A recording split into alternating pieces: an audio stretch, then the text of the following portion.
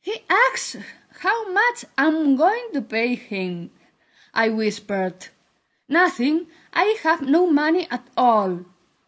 Then I think it's unlikely nobody can help you, Fräulein answered. Well, I'll try it anyway, I said, getting up. I looked to the place I thought he had pointed the torals. From the distance I could make out some roofs. It must be a town like that. The distance by sea seemed enough to my stamina didn't let me cover it swimming. By dry land it seemed even farther. But I could make it by myself without big difficulties. I didn't feel like walk another whole day, but if it was the only way I could do it. I was getting hungry, so I walked to the hotel. Fräulein stood sitting there, quiet. At the port I realized there were some little boats tied to stakes with the only apparent security system of a well-tied rope. I didn't get closer. I didn't want to arouse suspicions just in case I considered the option of borrowing some of that little ships. There were only few people at the port, which fit the illusion that it was a good option. I saw Fräulein sitting on the sand, staring at me, perhaps sensing my intentions. I didn't mind. He was getting up while I was leaving the port to the kind lady's bar. I trusted my room's account still admitted a pair of portions more. I didn't have to make a big effort. I felt less and less embarrassed. Or maybe I had more and more eager for surviving. Hi, what can I offer you? The happy woman asked. What do you have today? I said like a regular customer. Swordfish and meat, he answered modestly.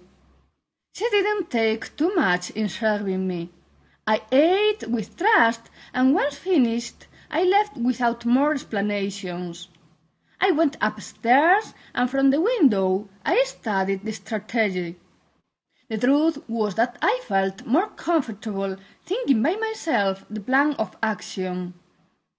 In the wardrobe there were a fancy pair of trousers ideal for the occasion. Black. I never had a pair of black trousers. I couldn't help it. I tried them on, and they really fitted. The shoe thing was a bit complicated. Shoes were divine, but not very useful for the water. They didn't seem to be water resistant. Thinking about resistance, would it really exist? No, sure not, I said aloud. And if that was the answer, what did I have to go to the Torvalds' house for? After the initial moment of disorientation, I was starting to feel like in the city, starting to question things on my own. I didn't know what was waiting for me on the other side of the straits, if it really was of my interest, or if I was being victim of a joke, for sure. But I was going to find it out. In front of the window, I memorized the line I had to follow not to get lost in the ocean's immensity. I could see a red and blue neon sign in line with the hotel. That would be my lighthouse. It's better to do it by night, I thought. I was used to work by night. I hadn't too much sense of direction, but if they didn't switch off the neon sign, I could follow it easily. The next question was whether to borrow an oar boat or a motorboat. I had no idea of how heavy were that oars, but by the strength of the rowers' arms I could see I was not that kind. It was about 4 when I left. Yes, I wanted to wait until night, but I couldn't. I tried to sleep, but I couldn't sleep a wink. I tried to think about the girls, but I got even more nervous.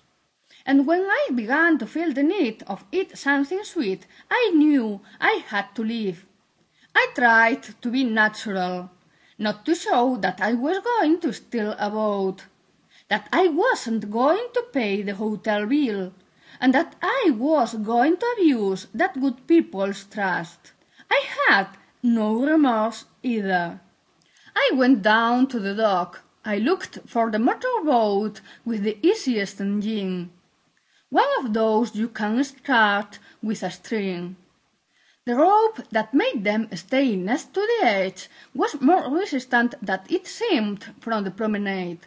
However, the knot didn't represent the obstacle I had imagined. The knot was firm and complex, but its only function was to maintain a handle easy to take out of the stake.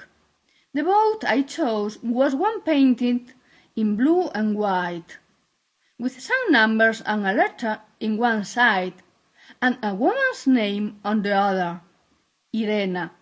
It had a small oar on its side, a bucket and a mug made of thin covered with pottery inside. The propeller didn't touch the water. Maybe it would go down as I started it. Maybe it wasn't depth enough. I took a deep breath, removed the rope and put it into the boat. I got into the boat, but the thing didn't move at all. I got down, pushed the boat until it floated, and then I got in again. I got down, pushed the boat until it floated, and then I got in again. I should better have the precaution of taking my shoes off and roll up my trousers before get wet, I realized.